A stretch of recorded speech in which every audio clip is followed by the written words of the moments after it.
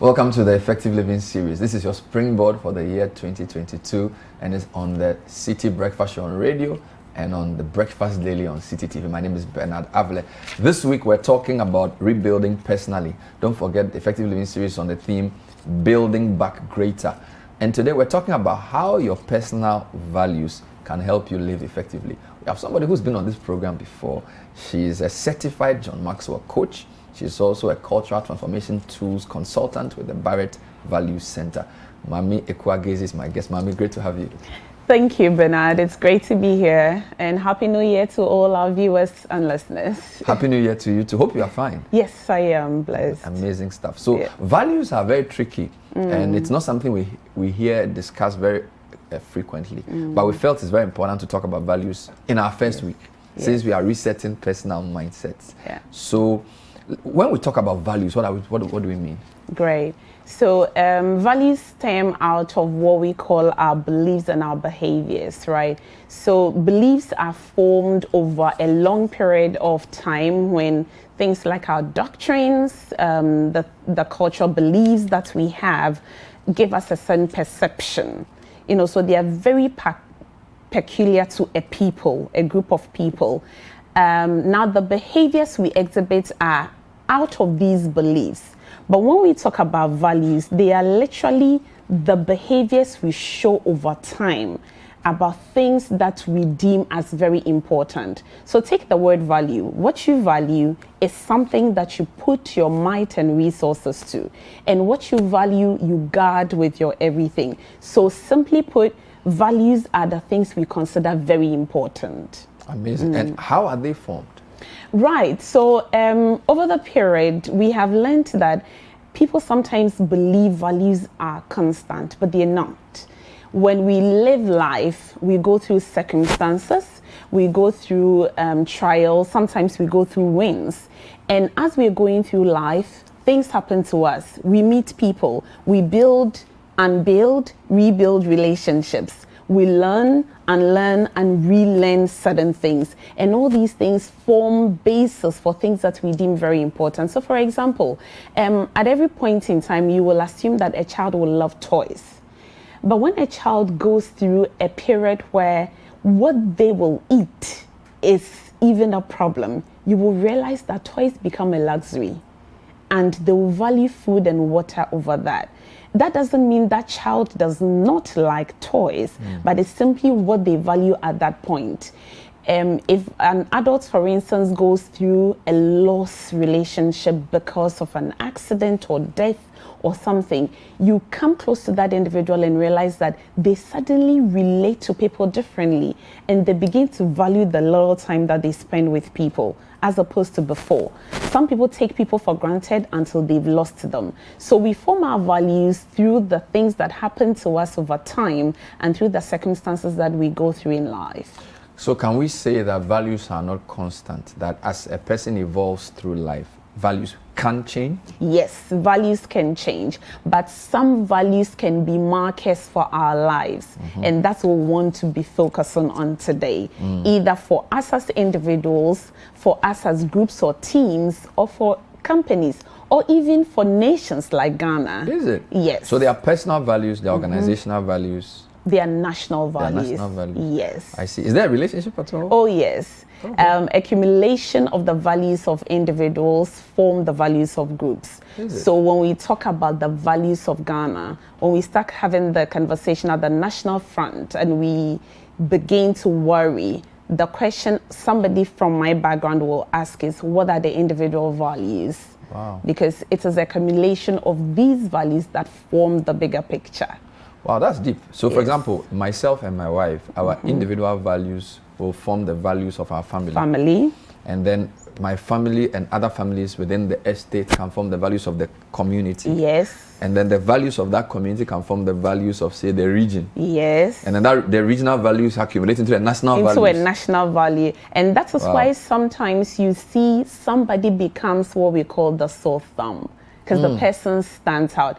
It is different from conforming, but values are deeper than that, Bernard. And you'll be amazed that when we have the conversations over and over again, it really does boil down to the values that we are imbibing in our children right now. Amazing. Yes. So can I say values influence the behavior? It's almost like the invisible driver behind what is visible. What is visible? That's exactly it. So I'll exemplify it with the iceberg. The bigger portion is underneath, unseen, but that's what actually influences what you see. So people are behaving in a particular way, and we want to understand why. We need to go underneath. The values are what are driving those behaviors. Before we come to effective living, can you give me an example of values? So, I don't know, maybe personal values. Yes. Give me an example of one or two good personal values that you can say, if you do this, it means this is your value or whatever. Okay. So actually in the work that we do, we categorize the value jumps in 7 stages, right? And if we did an assessment of you, Bernard, I can send you a link where you do your personal values. We can have a values assessment for the whole of City. Wow. And in that survey, we can tell the value set in the finance team, the value set for TV, for your digital team, for radio, for your commercial team. I want to know the values of the finance guys, the accountant. I want to know that one more, that area. And you'll be amazed that the values of the leadership speaks volumes. So I'm sure when you walk into your reception, you have a plaque or a frame by the wall. Yes. That's not what the values are for CT. The real values are what's at work. So, for instance, we say that we have positive values and potentially limiting values. Okay. So we are very slow to say these values are negative because they can be useful under a certain circumstance. Let me give you an example. Being bureaucratic in organizations in itself can be slowing of progress. But you need to be that in a space such as the security and the banking sector because of what they deal with. So if not well dealt with, it can be potentially limiting. So, for instance, if I took your values assessment, we'll come up with 10 top values. You might choose more than that, but your top 10 values could come to, say, excellence. You could have things like continuous learning. You could have things like compassion. You could have health. You could have finances. And all these sit at different levels in our strata. If I do a survey and I find that an individual's values are cluttered around a particular area, it tells me a story. If they are spread out as well along all the 7, it tells another story.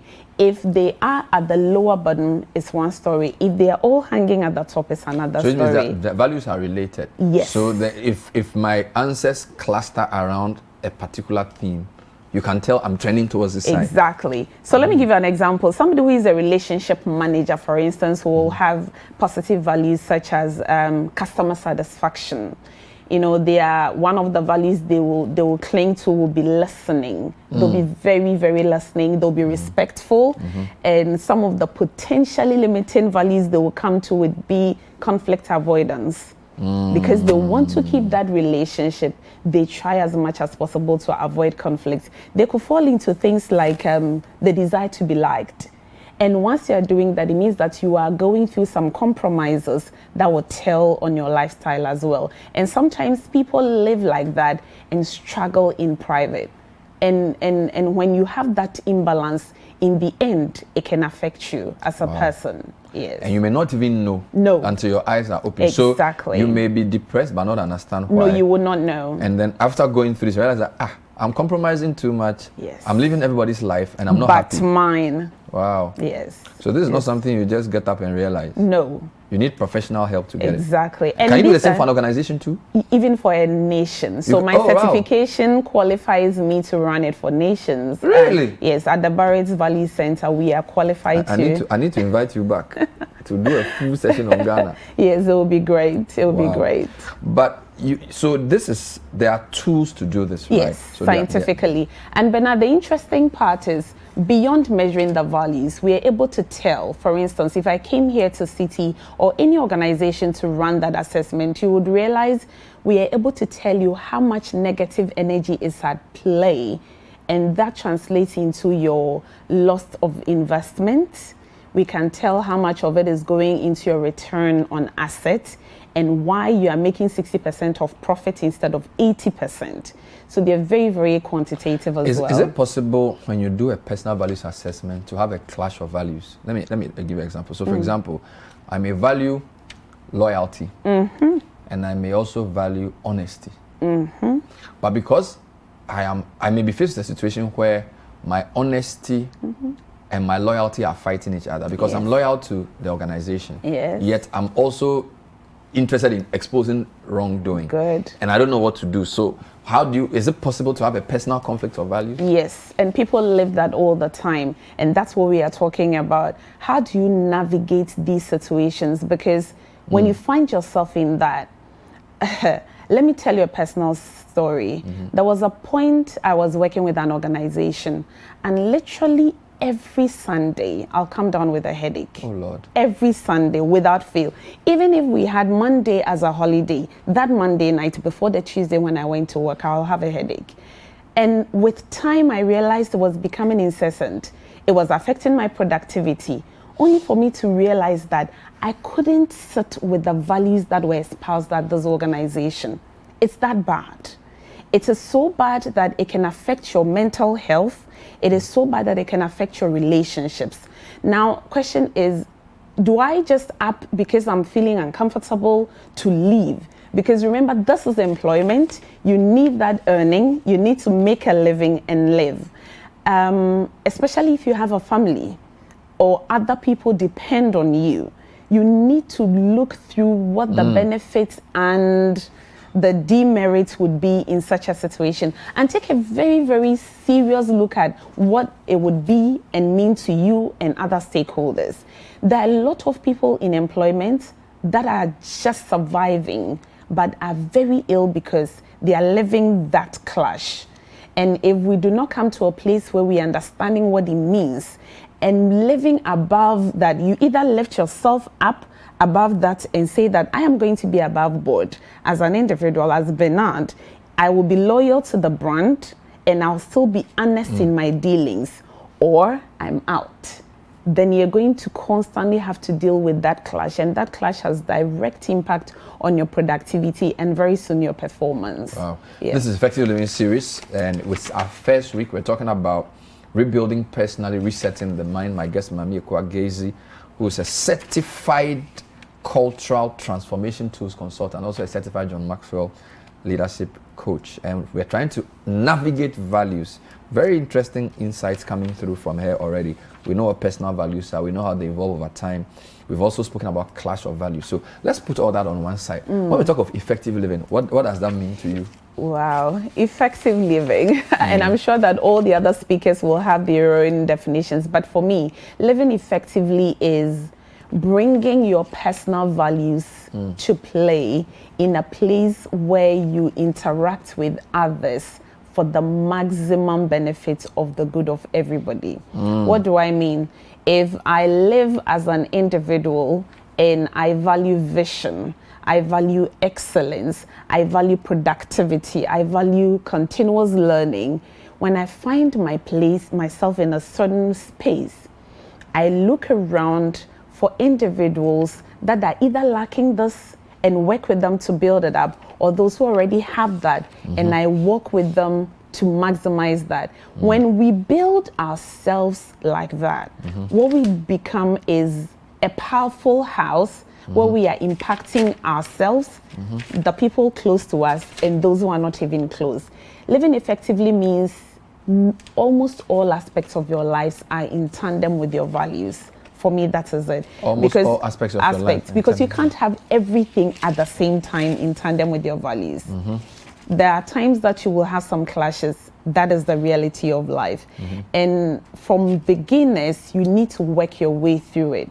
So if you're working in a place where your values are in sync with them, but you are in a love relationship that is not sitting well, or your love relationship does not sit well with your religious beliefs, you're going to have those kinds of conflicts.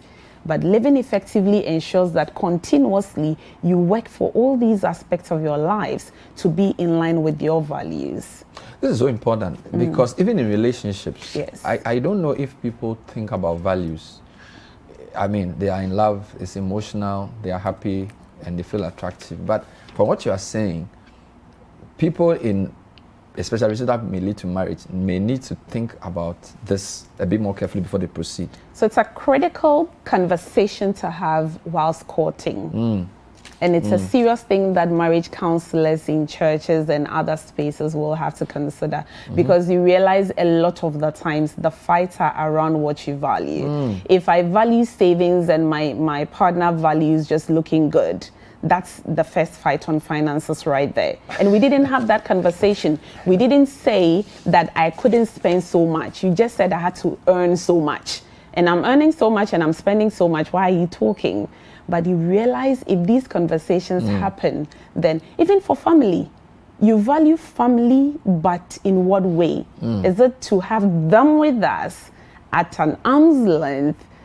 Or every day somebody can come and stay with us. Telling them everything we talk about, you know. So the conversations about values don't have any end. It's in all aspects of our lives. You know, why this is critical is a lot of people talk about preferences, but I think they need to go beyond just preference. So maybe I like fried rice, you like jollof rice. Oh, fine. Or both of us like banku. So we think we are the same. But from the way you are saying it, it could be that both of us like jollof rice, but I like you preparing it, sitting at home, not working. And you like buying it from Papaya and bringing it for me to eat, which is where the real conflict is. Exactly.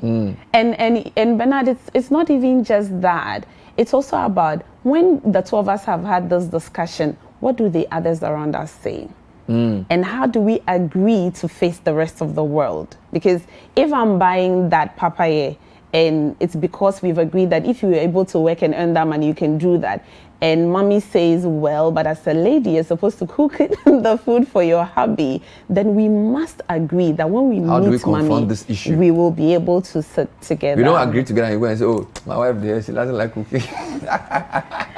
You know, and Bernard, a lot of the relationship conversations are going down without understanding the values. What we value completely changed the discussion. Mom, is it possible that I have values I don't know?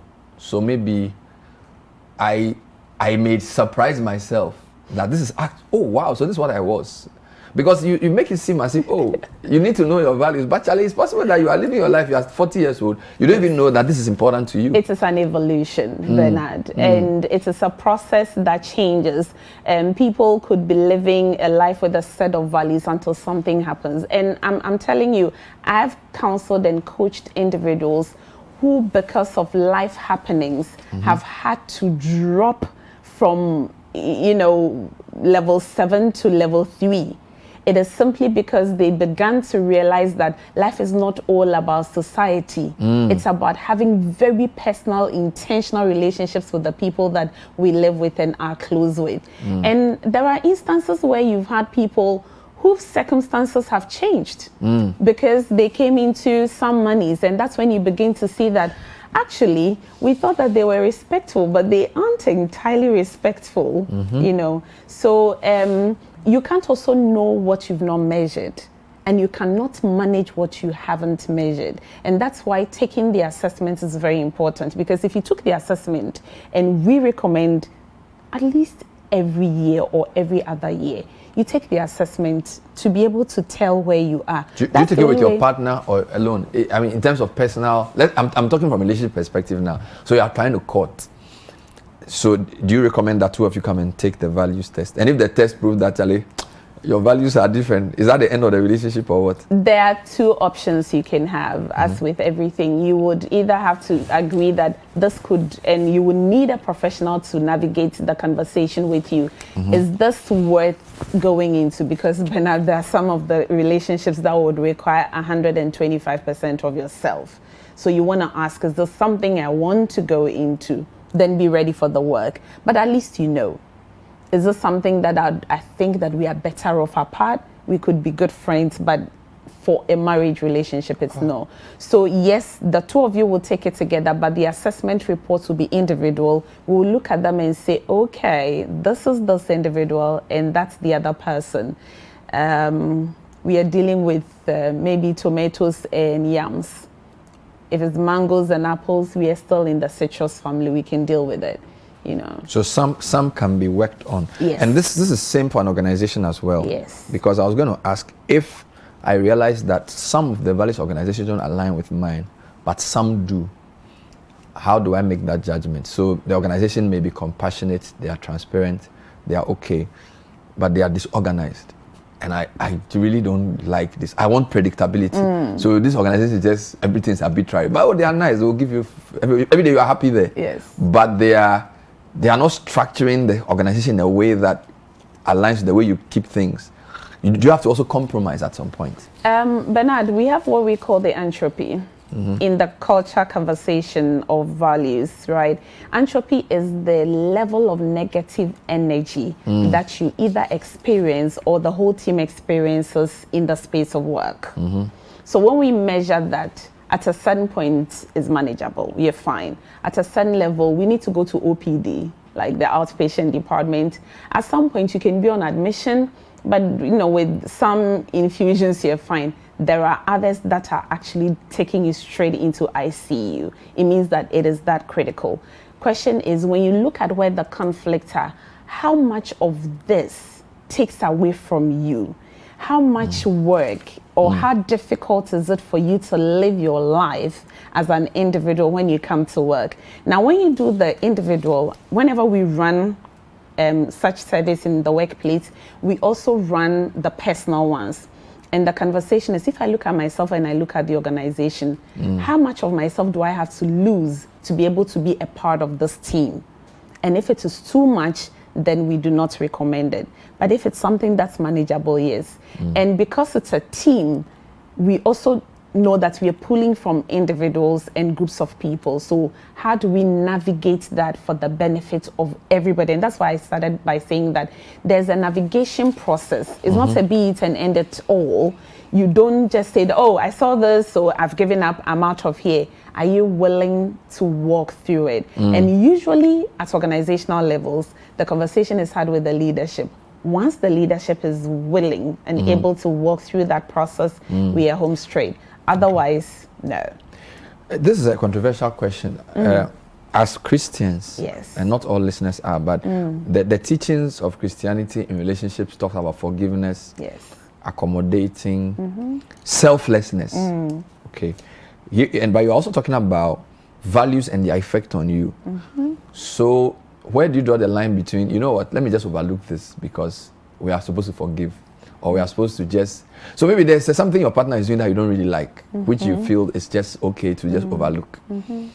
At what point do you cross over from saying, I can't, because if you listen to a lot of teachings about relationships, it's like, oh, okay type of thing.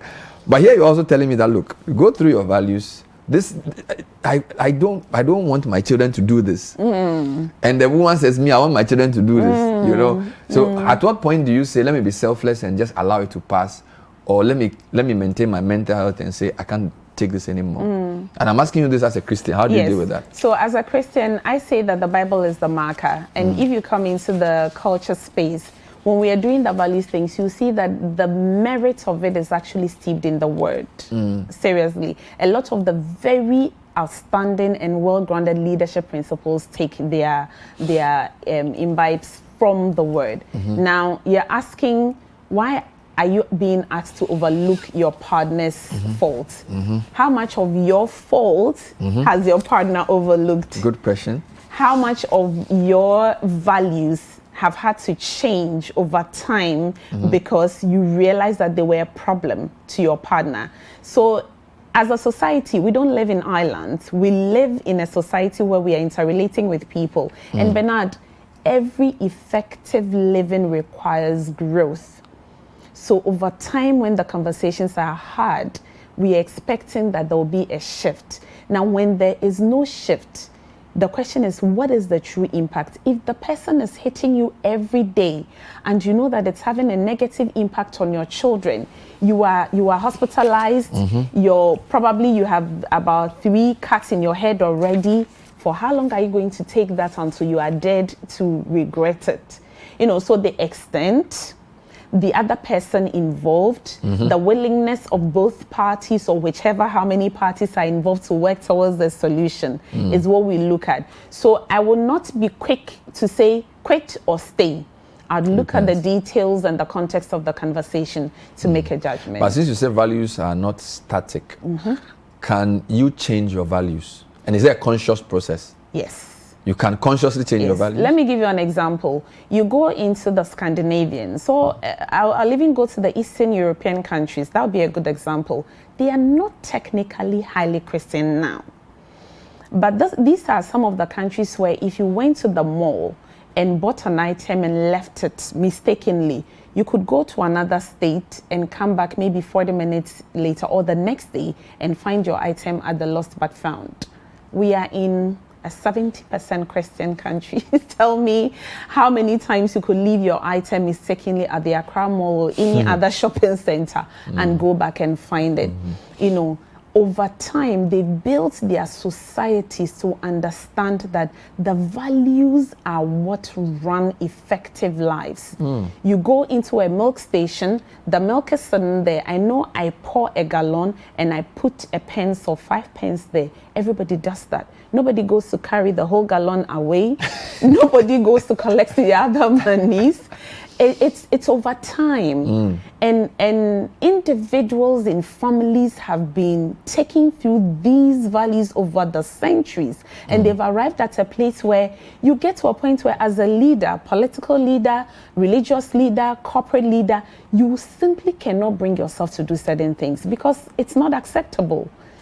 Wow. Yeah. I think that national values conversation, I need to bring you back to talk about it because it seems as if we have a lot of superficial behavior, but when you dig down, what we value, our values are actually different than what we profess. Exactly. We claim to be something, but when you push, you realize that we are not actually what we say we are. Because otherwise, why are we talking about corruption everywhere and every day? And don't talk about politics right now. Let's just stay with the corporate space. Why would people come to work, sign up to work for 8 hours and be paid for that, but work for 3 hours, steal papers, work on the side for 3 hours, do social media for 2 hours, and pretend to be staying on 4 more hours in the night to be doing what nobody knows? And so, and when somebody goes to sit on a station and says that Ghanaian employees are thieves, then we are all at his throat. But if you looked at it, and if you do the kind of work I do in HR, where we have to deal with some of these things, employees come to work, won't give off their best, but want the most out of the employer, then you know that we all lie to ourselves, that we are holding very good values, but in actual fact, we are not. Wow. We are not truthful, no. There's a lot of work that needs to be done in this area. Yes. And maybe this is a good conversation to start with. So tie it all together. What's your final comment? You've given us how values evolve. You've spoken about what effective living is. Bring everything together. What's your final comment? What I say is that for us to build cultures, either as individuals, if you want to be known for something, people are building personal brands. If you want your family to stand for something, your children to grow up into something, if you want your organizations, even in the organizations, your teams to be noted for something, if your church needs to be known for something, you need to have clear-cut values. You must know them by measuring them. You must work at them.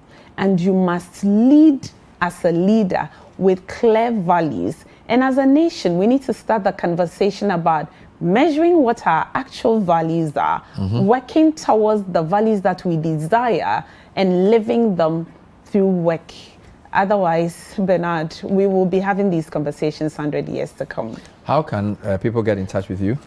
You can reach me on 024-405-4973 or email me on mame.gaisey@565.co. We have some programs coming up in the coming year. If you followed me on LinkedIn or on Facebook, you would find some of the works that we do as well. And we can connect and talk about the culture, values-based culture of your organizations and your teams or your churches. And we'll be happy to do that. And our country, I'll be very happy to do that. We'll put her contact information on the screen for those of you watching on television.